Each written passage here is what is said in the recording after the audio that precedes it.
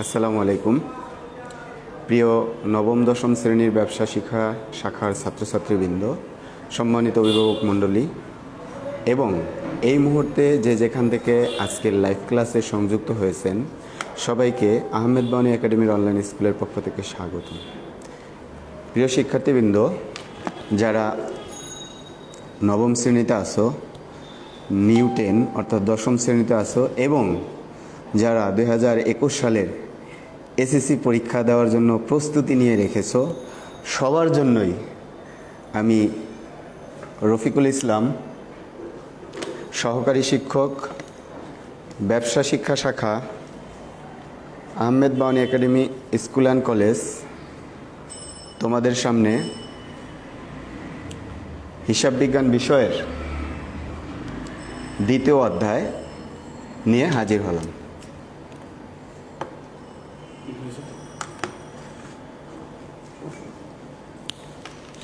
যারা এই মুহূর্তে ক্লাসে সংযুক্ত হয়েছ, নবম শ্রেণীর, বিশেষ করে নবম শ্রেণীতে যারা আছো, তারা ক্লাসটি যার যার ফেসবুক ওয়ালে শেয়ার করে রাখো এবং কমেন্ট সেকশনে গিয়ে তোমরা তোমাদের রোল নাম্বারটি লিখে দাও।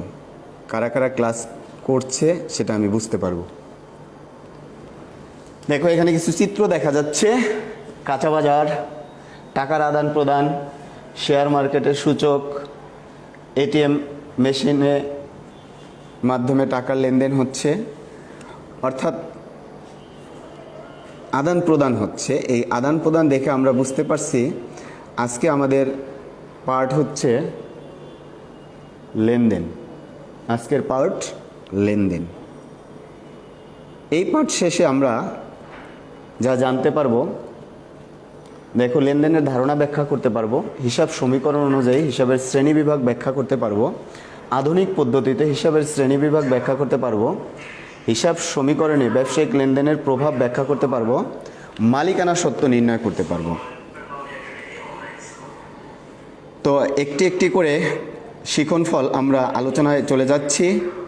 প্রথমেই লেনদেন। লেনদেন শব্দের অর্থ হচ্ছে গ্রহণ ও প্রদান, অর্থাৎ দেয়া নেয়া, গিভ অ্যান্ড টেক।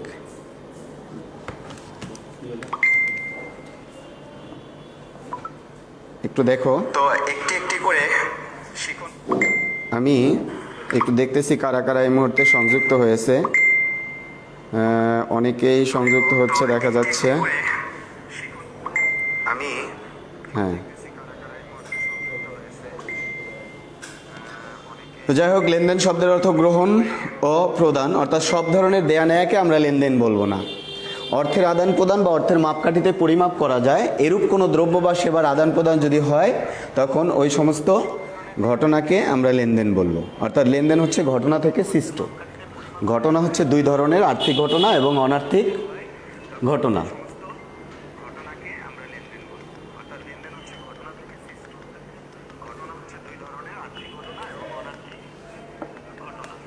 আচ্ছা, এরপর হিসাব সমীকরণ। হিসাব সমীকরণ হচ্ছে সম্পদ, দায় ও মালিকানা সত্ত্বের প্রকাশের মাধ্যমকে হিসাব সমীকরণ বলে। অর্থাৎ একটা নির্দিষ্ট সময় শেষে কারবারের মোট সম্পদ ইকুয়াল টু মোট দায় ও মালিকানা সত্ত্বের সমান হবে, এই সমতা যে সমীকরণের মাধ্যমে প্রকাশ করা হয় তাকে বলা হয় হিসাব সমীকরণ।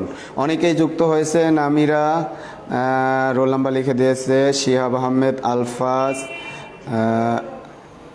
মাহিন আহমেদ, হ্যাঁ, ইভা যুক্ত হয়েছে। ধন্যবাদ সবাইকে, সাথে থাকো।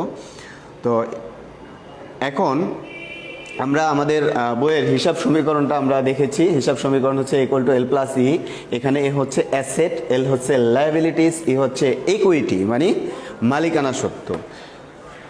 আমরা একটু দেখিয়ে দিচ্ছি পাশে।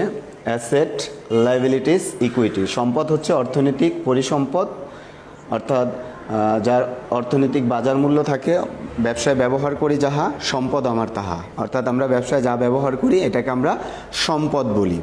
আর লায়াবিলিটিস মানে হচ্ছে দায়। দায় মানে দেনা, যা একটা নির্দিষ্ট সময় পরে অবশ্যই পরিশোধ করতে হবে। যেমন আমি বাকিতে মাল ক্রয় করেছি, কর্মচারীর বেতন পরিশোধ করিনি, তাহলে করতে হবে, এগুলো হচ্ছে দায়। আর ইকুইটি মানে মালিকানা সত্ত্ব, মালিকের দাবি বা অধিকারকে মালিকানা সত্ত্ব বলে। অর্থাৎ মালিক ব্যবসা যা কিছু দেয় এটার প্রতি মালিকের দাবি থাকে, এবং ব্যবসার যে মুনাফা এটার প্রতিও মালিকের দাবি থাকে। এবং নিট লাভ থেকে একটা টাকা কেটে নিয়ে যে সঞ্চিত তহবিল সৃষ্টি করে এটার নাম হচ্ছে সাধারণ সঞ্চিত তহবিল, এটার উপরও মালিকের অধিকার বা দাবি থাকে। এগুলো হচ্ছে মালিকানা সত্ত্ব। চলে যাচ্ছি আমরা আমাদের পরবর্তী স্লাইডে, অর্থাৎ আমাদের হিসাব সমীকরণ আরেকটি আছে যেটার নাম হচ্ছে বর্ধিত হিসাব সমীকরণ। এই বর্ধিত হিসাব সমীকরণটা আমরা একটু দেখে নেই। এ ইকুয়াল টু এল প্লাস, এখানে ছিল ই, অর্থাৎ ইকে ভেঙে আমরা 4টি উপাদান এখানে পেয়েছি, অর্থাৎ C plus R minus EX minus D. C মানে হচ্ছে ক্যাপিটাল, আর হচ্ছে রেভিনিউ, ইএক্স হচ্ছে এক্সপেন্স, আর ডি হচ্ছে ড্রয়িংস মানে উত্তোলন। অর্থাৎ মূলধন প্লাস আয় মাইনাস ব্যয় মাইনাস উত্তোলন, অর্থাৎ ই মানে মালিকানা সত্ত্ব। তাহলে এই 4টা উপাদানও মালিকানা সত্ত্বের উপাদান। তো আমরা একটু লিখে দিয়েছি পাশে, অ্যাসেট, লায়াবিলিটিস, ক্যাপিটাল, মূলধন, রেভিনিউ, ড্রয়িংস, উত্তোলন। তো অ্যাসেট আমরা পূর্বে সম্পদ সম্পর্কে আমরা জেনেছি, লায়াবিলিটি সম্পর্কে জেনেছি, আর ক্যাপিটাল মানে হচ্ছে মূলধন, অর্থাৎ মালিক ব্যবসার জন্য যা কিছু দেয়, নগদ টাকা, কোনো সম্পদ, স্ত্রীর গহনা বিক্রি করে, অর্থাৎ মালিক দিলে মূলধন। আর মালিক যদি ব্যবসা থেকে নিজ প্রয়োজনে কোনো কিছু গ্রহণ করে সেটাকে আমরা বলবো উত্তোলন।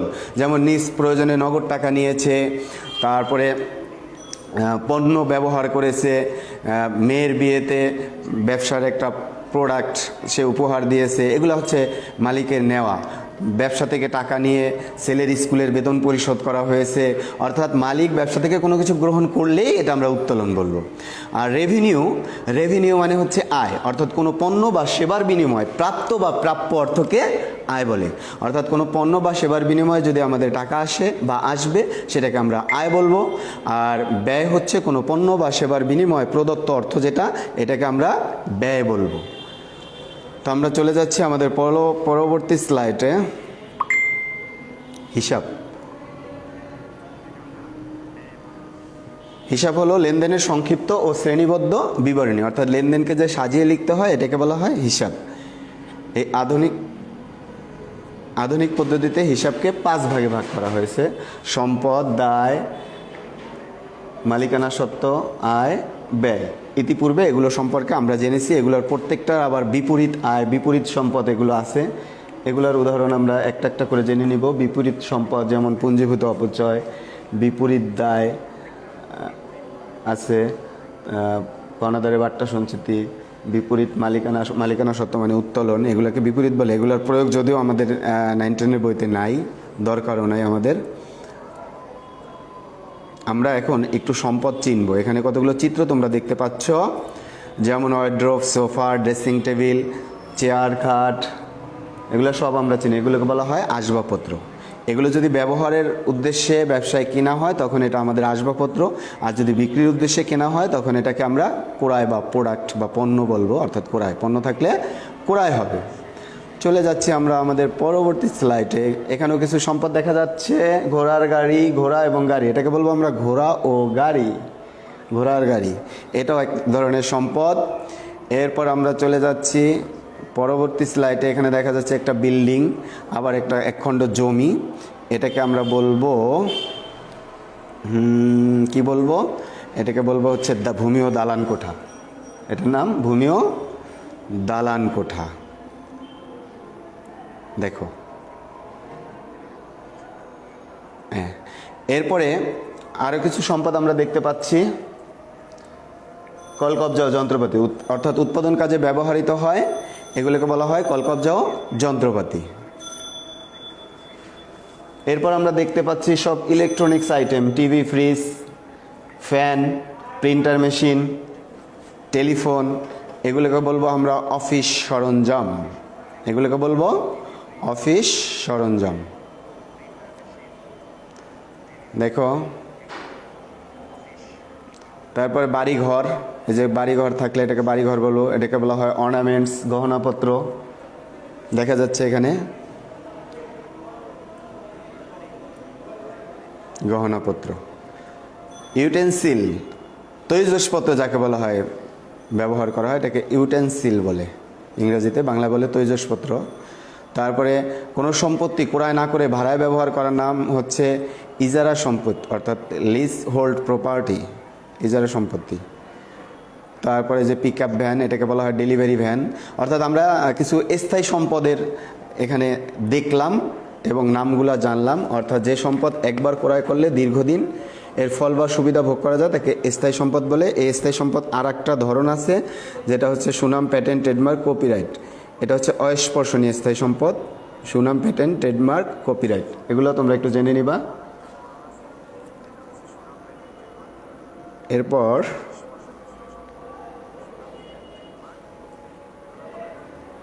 চলতি সম্পদ, যে সম্পদটা সহজে নগদ টাকা রূপান্তর করা যায় এটাকে চলতি সম্পদ বলে। যেমন হাতে নগদ, ব্যাংক জমা, দেনাদার, প্রাপ্য বিল, প্রাপ্য নোট, সমাপনী মজুত পণ্য, এগুলো হচ্ছে চলতি সম্পদ। লাভের আশায় টাকা খাটানোকে বিনিয়োগ বলে। লাভের আশায় টাকা খাটানোকে বিনিয়োগ বলে। তো এখন বিনিয়োগের মধ্যে কী কী আসবে? বিনিয়োগ, সঞ্চয়পত্র, প্রদত্ত ঋণ, শেয়ার, বন্ড, ডিবেঞ্চার ক্রয়, এগুলো হচ্ছে বিনিয়োগ। দেখো আমরা একটু বিনিয়োগ দেখতে পাচ্ছি। এরপর আরেক ধরনের সম্পদ আছে যেটাকে ভুয়া সম্পদ বলে। প্রাথমিক খরচ, বিলম্বিত বিজ্ঞাপন, ব্যবসা প্রতিষ্ঠানের স্থানান্তর ব্যয়, নতুন পণ্যের গবেষণা ব্যয়, নতুন পণ্যের পরীক্ষা ব্যয় ইত্যাদি। এরপরে হিসাব সমীকরণের আরেকটা উপাদান যেটাকে বলা হয় দায়। দায় মানে দেনা। দায় মানে দেনা, যা একটা নির্দিষ্ট সময় পরে আমাদেরকে অবশ্যই পরিশোধ করতে হবে। এই দায় হচ্ছে দুই ধরনের, একটা হচ্ছে চলতি দায় আর একটা হচ্ছে দীর্ঘমেয়াদী দায়। চলতি দায় হলো যে দায় 1 বছর বা তার কম সময়ের মধ্যে আমাদের পরিশোধ করতে হয়, এটাকে বলবো চলতি দায়। যেমন পাওনাদার, প্রদয় বিল, ব্যাংক জমা অতিরিক্ত, খরচের বকেয়া, আয়ের অগ্রিম, অব্যবহৃত মনি, খরচের বকেয়া, অগ্রিম আয়, স্বল্পমেয়াদী ঋণ। এরপরে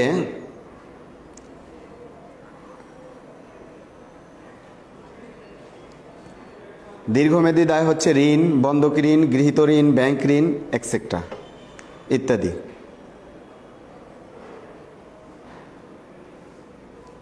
দেখো দীর্ঘমেয়াদী দায়ের নামগুলো তোমরা একটু, তাহলে দায় অলরেডি আমরা চিনে ফেললাম। এখন দায় আমাদের চেনা শেষ, আমরা চলে যাচ্ছি আমাদের পরবর্তী স্লাইডে। মালিকানা সত্ত্বের উপাদানকে, মালিকানা সত্ত্বকে 4টি উপাদান দ্বারা প্রভাবিত করে। এই 4টি উপাদান আমাদের জানতে হবে। অর্থাৎ আমাদের যে মূল হিসাব সমীকরণ A = L + E, তো A, L, E আমরা চিনলাম। এখন আয়, ব্যয়, উত্তোলন, মূলধন, এই 4টার হিসাব সমীকরণের কোনো ঘর নাই। মূলধন, আয়, ব্যয়, উত্তোলন, তাহলে এটা কার ঘরে বসবাস করবে? এটা হচ্ছে ই এর ঘরে বসবাস করবে, অর্থাৎ মালিকানা সত্ত্ব। ধরো বাংলাদেশে মানুষ যারা বিদেশে থাকে তারা বাংলাদেশের জন্য কি নিয়ে আসে? রেমিডেন্স নিয়ে আসে। যেমন মূলধন আর আয়, এরা হচ্ছে বাংলাদেশের নাগরিক বাট বিদেশে থাকে, এরা শ্রমিক, এরা বাংলাদেশের জন্য টাকা নিয়ে আসে। অর্থাৎ ই এর ঘরে আসলেও ই এর ঘরকে এরা বৃদ্ধি করে দেয়, অর্থাৎ মূলধন আর আয়ের ফলে ই বৃদ্ধি পায়। আর ব্যয় আর উত্তোলন হচ্ছে মায়ানমারের নাগরিক, এরা বাংলাদেশে আসছে, আবার বাংলাদেশের বসবাস করছে বাট বাংলাদেশের অন্ন ধ্বংস করছে। এরা হচ্ছে ব্যয় আর উত্তোলন, এটার ফলে ই হ্রাস করে। অর্থাৎ 4 শ্রেণীর লোক এই ইয়ের ঘরে বসবাস করে। 2 শ্রেণীর লোকের ফলে ইয়ের সম্পদ বাড়ে বা প্লাস হয়, ইয়ের ঘর আলোকিত হয়। আর 2 শ্রেণীর ফলে ইয়ের ঘর হ্রাস পায়। সেই 2 শ্রেণী হচ্ছে, একটা উত্তোলন আর একটা হচ্ছে ব্যয়। তাহলে এরা মায়ানমারের নাগরিক, এরা বাংলাদেশেই আছে। তো যাই হোক, তাহলে ইকে 4টা উপাদান দ্বারা প্রভাবিত হয়। এর ফলে মূলধন আর আয়ের ফলে মালিকানা সত্ত্ব বৃদ্ধি পায়, ব্যয় আর উত্তোলনের ফলে মালিকানা সত্ত্ব হ্রাস পায়। তোমাদের মনে রাখার সুবিধার্থে আমি এই উদাহরণটি তোমাদের সামনে উপস্থাপন করলাম। এবার আমরা চলে যাচ্ছি আমাদের পরবর্তী স্লাইডে। এতক্ষণ যে আলোচনাগুলো করলাম, এই আলোচনার আলোকে তোমাদের এখন একটু কুইজের ব্যবস্থা আছে। দেখি প্রথম কুইজ, লেনদেন শব্দের অর্থ কি? দ্রুত দেখি কারা কারা উত্তর দিতে পারতেছে। লেনদেন শব্দের অর্থ, লেনদেন শব্দের অর্থ অনেকেই যুক্ত হয়েছেন। লেনদেন শব্দের অর্থ হচ্ছে দেওয়া নেওয়া, গ্রহণ বর্জন, চাওয়া পাওয়া। কোনটি সঠিক?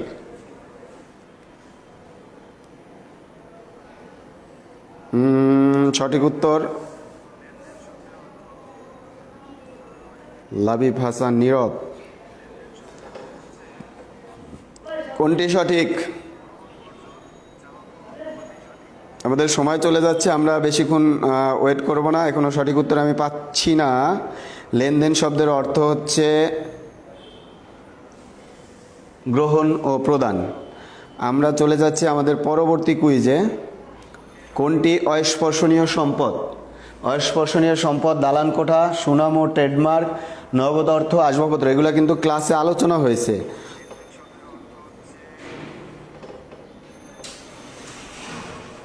অস্পর্শনীয় সম্পদ হচ্ছে সুনাম ও ট্রেডমার্ক। আমরা চলে যাচ্ছি আমাদের পরবর্তী স্লাইডে। কোনটি চলতি সম্পদ? আসবাবপত্র, বিলম্বিত বিজ্ঞাপন, সুনাম, প্রাপ্য বিল। প্রাপ্য বিল হচ্ছে চলতি সম্পদ। মালিকানা সত্ত্বকে প্রভাবিত করে কয়টি উপাদান? ইতিপূর্বে আমরা বলেছি 4টি উপাদান মালিকানা সত্ত্বকে প্রভাবিত করে। আমি কুইজগুলো বলে দিয়েছি, অনেকে অ্যান্সার পাঠাচ্ছে এখন, যদিও তোমরা পরবর্তীতে অ্যান্সারগুলো দেখে নিও। এবার আমরা এই লেনদেন অধ্যায়ের উপর আমাদের মোট 3টি ক্লাস লাগবে, তাহলে লেনদেন অধ্যায়ে যত আইটেমের অঙ্ক আসে আমরা ইনশাল্লাহ সলভ করতে পারবো। তো এই 3 ক্লাসের মধ্যে তোমরা ধারাবাহিকভাবে ক্লাসগুলো পেয়ে যাবা, এবং আমি মেসেঞ্জার গ্রুপে তোমাদের জানিয়ে দিব কবে কবে এই ক্লাসটি লেনদেনের উপরে আবার ক্লাস হবে। আজকে লেনদেনের উপর প্রথম ক্লাস আমাদের। তো আমরা আজকে একটা প্রশ্ন সলভ করব। দেখো এখানে প্রশ্নটি তোমাদের সামনে উপস্থাপন করেছি আমি। ওমি ফ্যাশনের 2020 সালের মার্চ মাসের লেনদেন সমূহ নিম্নরূপ: নগদ 1 লাখ টাকা ও 20,000 টাকার আসবাবপত্র নিয়ে ব্যবসা শুরু করেন। 2 নম্বরে চেকের মাধ্যমে বিক্রয় 80,000 টাকা। 4 নম্বরে দোকান ভাড়া দেওয়া হলো 10,000 টাকা। 6 পণ্য উত্তোলন 2,000 টাকা। 10 ধারে মাল ক্রয় 40,000 টাকা। 18 মাসিক 10,000 টাকা বেতনে একজন কর্মচারী নিয়োগ করা হলো। 20 পাওনাদারকে পরিশোধ। 22 বিজ্ঞাপন বাবদ চেক প্রদান। 28 10,000 টাকার আসবাবপত্র ক্রয়ের ফরমাইশ পাওয়া গেল।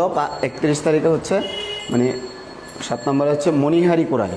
এখন ক নম্বর প্রশ্ন হচ্ছে লেনদেন নয় এমন ঘটনার পরিমাণ নির্ণয় করো।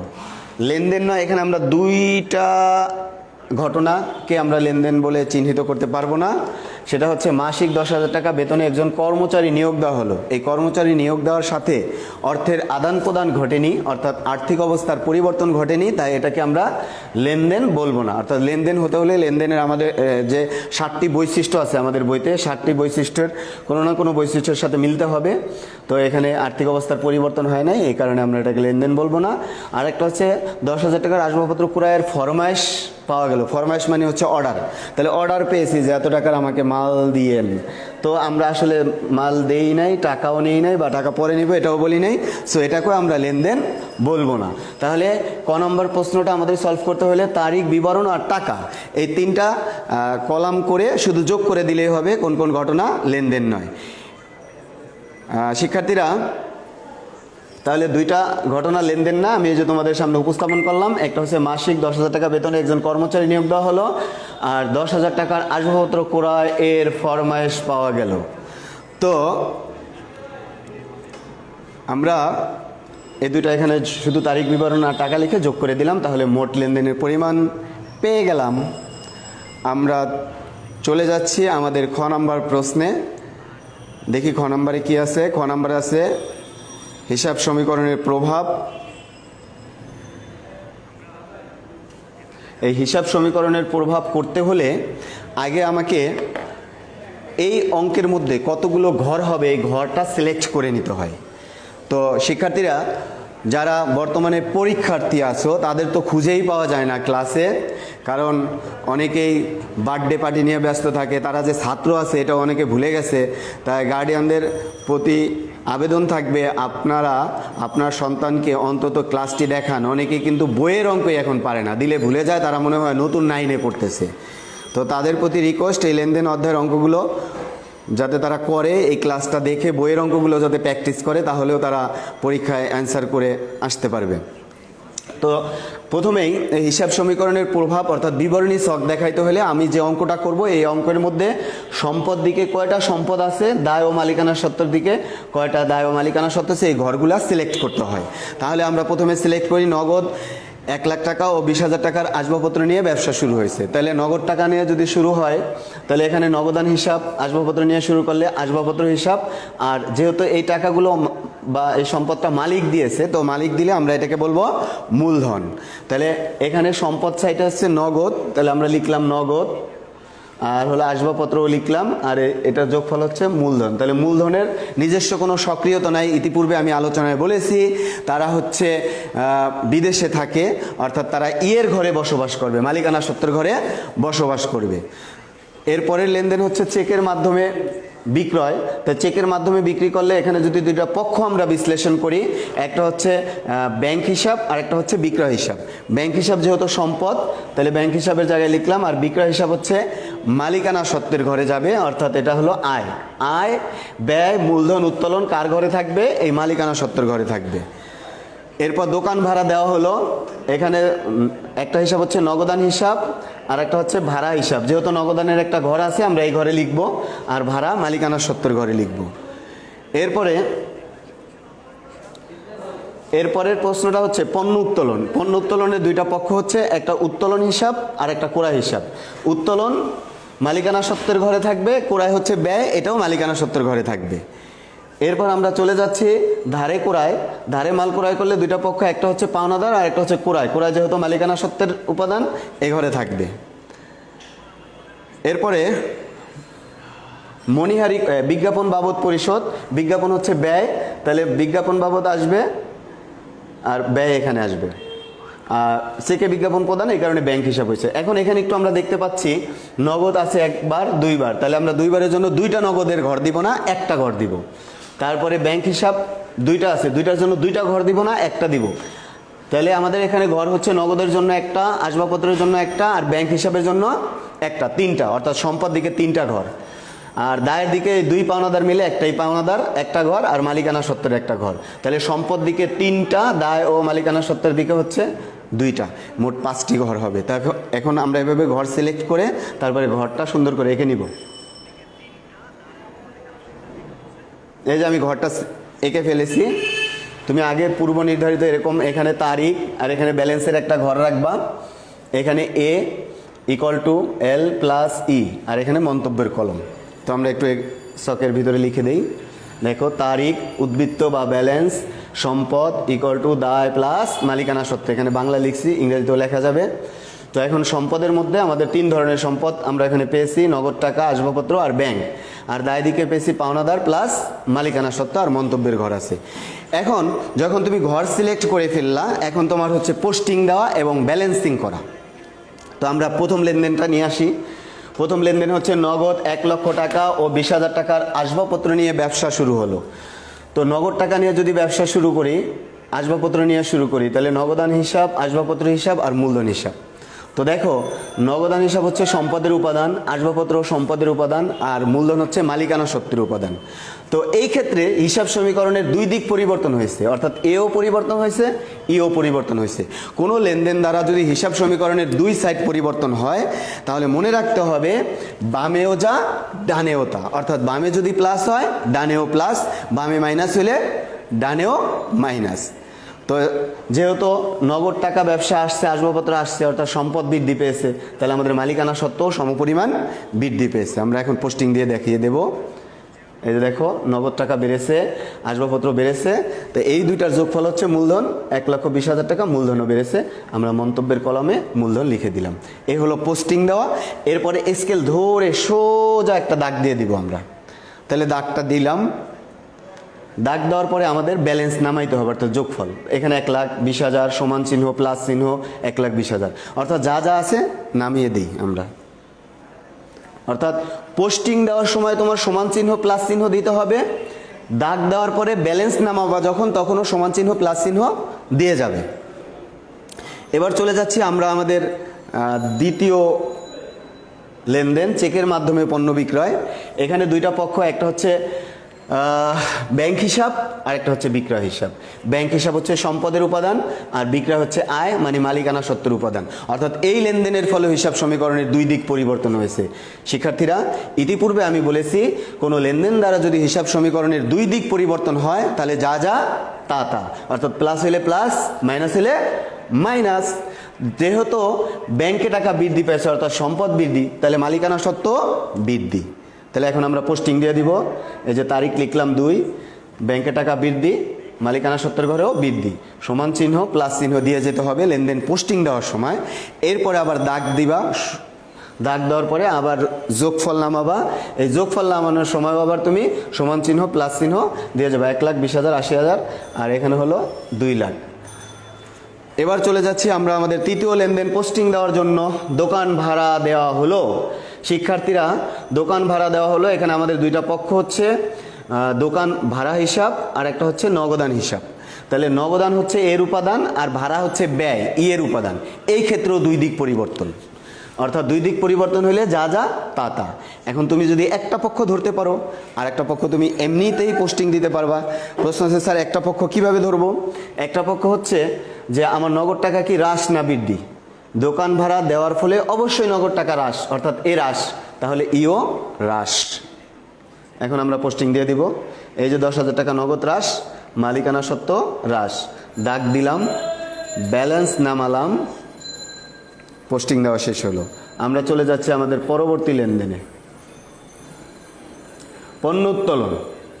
পণ্য উত্তোলন করলে একটা হচ্ছে উত্তোলন হিসাব আর একটা হচ্ছে ক্রয় হিসাব। উত্তোলন হিসাব মালিকানা সত্ত্বের উপাদান, ক্রয় হিসাবও কি মালিকানা সত্ত্বের উপাদান।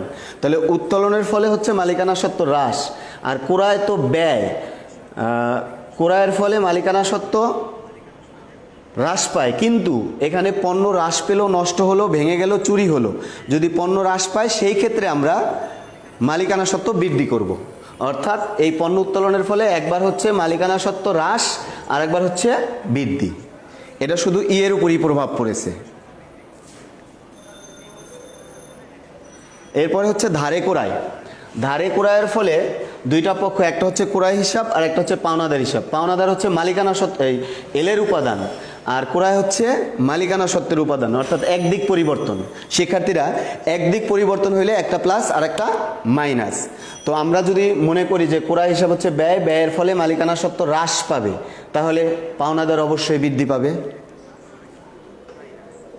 এই যে পাওনাদারের ঘরে বৃদ্ধি, মালিকানা সত্ত্বের ঘরে হ্রাস, দাগ দিলাম, প্লাস চিহ্ন সমান চিহ্ন দিয়ে যেতে হবে, যোগফল নামিয়ে দিলাম।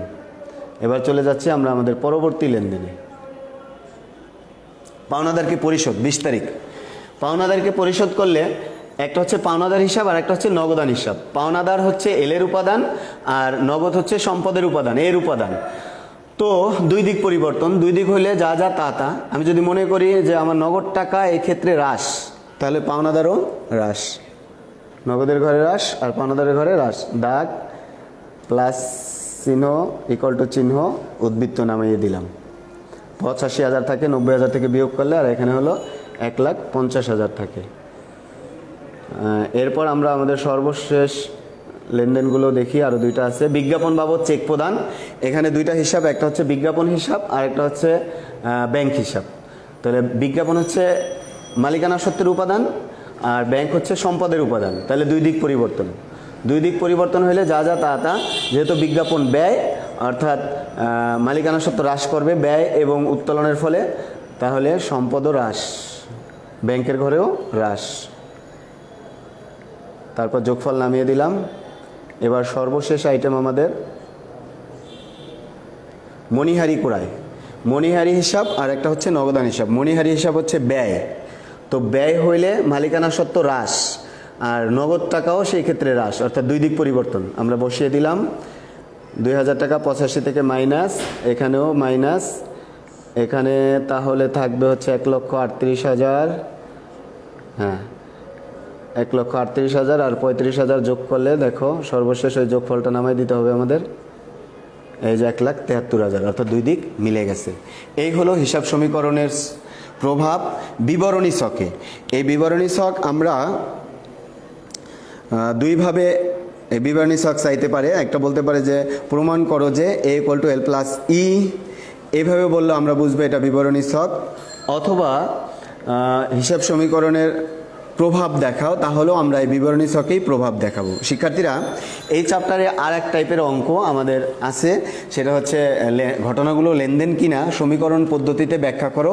এই ক্লাসটা আমি নেক্সটে আবার এরকম একটা প্রশ্ন বানিয়ে দিব, যাতে তোমাদের এই অধ্যায়ের সবগুলো অঙ্কই তোমরা সলভ করতে পারো। এরপর আমাদের এই সৃজনশীলের আরেকটা প্রশ্ন আছে, সেটা হচ্ছে গ নম্বরের মালিকানা সত্ত্বের পরিমাণ চেয়েছে। ইতিপূর্বে আমি মালিকানা সত্ত্বের উপাদান সম্পর্কে তোমাদের সাথে আলোচনা করেছি। মালিকানা সত্ত্বের উপাদান হচ্ছে 4টা: মূলধন প্লাস আয় মাইনাস ব্যয় মাইনাস উত্তোলন। মূলধন প্লাস আয় মাইনাস ব্যয় মাইনাস উত্তোলন। তো এই অঙ্কের মধ্যে প্রথমে 1 তারিখে মূলধন আছে নগদ 1 লক্ষ টাকা আর 20,000 টাকার আসবাবপত্র নিয়ে ব্যবসা শুরু করছে, এটা হচ্ছে মূলধন। তারপরে আমাদের 2 তারিখ আছে বিক্রয়। বিক্রয় হচ্ছে আয়, আমাদের সূত্র অনুযায়ী আয় হলে আমরা যোগ করে দিব। তারপরে ভাড়া প্রদান আছে, ভাড়া হচ্ছে ব্যয়, ব্যয় হলে আমরা সূত্র অনুযায়ী বিয়োগ করে দিব। উত্তোলন, উত্তোলন হলে বিয়োগ করব, যেহেতু পণ্য উত্তোলন আছে আমরা বিয়োগ করলাম। আবার এখানে পণ্য উত্তোলনের ফলে আরেকটা ক্রয় হিসাবও আছে এটার মধ্যে, যার কারণে একবার যোগ একবার বিয়োগ করে ফেললাম। এরপরে ধারে ক্রয়ের ফলে আমাদের ক্রয় জানি ব্যয়, এই কারণে মাইনাস করতে হবে। বিজ্ঞাপন বাবদ চেক প্রদান, যেহেতু বিজ্ঞাপন এক ধরনের ব্যয়, এই কারণে আমাদের এটা বিয়োগ করতে হবে। এর সর্বশেষ হচ্ছে মণিহারি ক্রয়। কাগজ, কালি, কার্বন, টেপ, সুতা, ফাইল, ক্লিপ এগুলোকে মণিহারি বলে। মণিহারি ক্রয়ের ফলে আমাদের ব্যয় হয়, এই কারণে মাইনাস করতে হবে। অর্থাৎ এই সূত্রটা সবার মুখস্থ থাকলে আয় ব্যয় সম্পদ দায় উত্তোলন এগুলো যদি সবাই চিনো, তাহলে মালিকানা সত্ত্ব নির্ণয় তোমাদের কাছে কোনো ব্যাপারই না। এরকম অঙ্ক আমাদের বইয়ের সৃজনশীল 5-এ আছে মালিকানা সত্ত্ব নির্ণয়, বইয়ের সৃজনশীল 2-এ আছে মালিকানা সত্ত্ব নির্ণয়। তোমরা এগুলো প্র্যাকটিস করতে পারো বই থেকে, তাহলে মালিকানা সত্ত্বর 4 মার্কস তোমাদের আয়ত্তে চলে আসবে। সর্বশেষ কয়েকটি কুইজ দিয়েই আজকের ক্লাসটি শেষ করে দিচ্ছি। আসবাবপত্র ক্রয়ের ফলে হিসাব সমীকরণের কোন উপাদানটি হ্রাস বৃদ্ধি পেয়েছে? আসবাবপত্র ক্রয়, একটা হচ্ছে আসবাবপত্র হিসাব আর একটা হচ্ছে নগদান হিসাব। আসবাবপত্র যেহেতু সম্পদ, শুধুমাত্র সম্পদ হ্রাস বৃদ্ধি পেয়েছে। আমি আর কুইজের অ্যান্সারের জন্য অপেক্ষা করব না, আমি নিজেই উত্তর বলে শেষ করে দিচ্ছি। এরপরে ধারে মাল ক্রয়ের ফলে হিসাব সমীকরণের কোন উপাদান পরিবর্তন হয়েছে? ধারে মাল ক্রয়ের ফলে হিসাব সমীকরণের একটা হচ্ছে পাওনাদার আর একটা হচ্ছে ক্রয় হিসাব হচ্ছে ব্যয়। ব্যয় মানে ই, ব্যয় হইলে ই এর উপাদান। এটাও অ্যান্সার বলে দিলাম। ই হ্রাস আর এল বৃদ্ধি পেয়েছে। ব্যাংকে জমা দেওয়া হলো এত টাকা, এখানে হিসাব সমীকরণের কি পরিবর্তন হয়েছে? একটা হচ্ছে ব্যাংক হিসাব আর একটা হচ্ছে নগদান হিসাব। অর্থাৎ ব্যাংকও সম্পদের উপাদান, নগদানও সম্পদের উপাদান। একটি সম্পদ বৃদ্ধি আর একটি সম্পদ হ্রাস, অর্থাৎ এ বৃদ্ধি এ হ্রাস। কখন মালিকানা সত্ত্ব বৃদ্ধি পায়? মালিকানা সত্ত্ব বৃদ্ধি পায় আয় বৃদ্ধি পেলে মালিকানা সত্ত্ব বৃদ্ধি পায়। এবার তোমাদের একটি বাড়ির কাজ দিয়ে আজকের মতো ক্লাস থেকে এখানেই বিদায় নিচ্ছি। সেই পর্যন্ত সবাই ভালো থাকো, সুস্থ থাকো, এই কামনা করেই বিদায় নিচ্ছি। বাড়ির কাজ হচ্ছে আমাদের মূল বইয়ের সৃজনশীল 3। এই 3-এর মধ্যে মালিকানা সত্ত্ব আছে, বিবরণী ছকও আছে, তোমরা এটা প্র্যাকটিস করবে। পরবর্তী ক্লাস করার জন্য তোমরা সবাই প্রস্তুত থাকবে। আর তোমাদের 9 তারিখে তোমরা যারা এখানে আসো, 9 তারিখে তোমরা তোমাদের যে অ্যাসাইনমেন্ট আছে, অ্যাসাইনমেন্ট নিয়ে নির্ধারিত টাইমে, অর্থাৎ আমি গ্রুপে দিয়েছি, নির্ধারিত টাইমে তোমরা উপস্থিত থাকবে। আল্লাহ হাফেজ।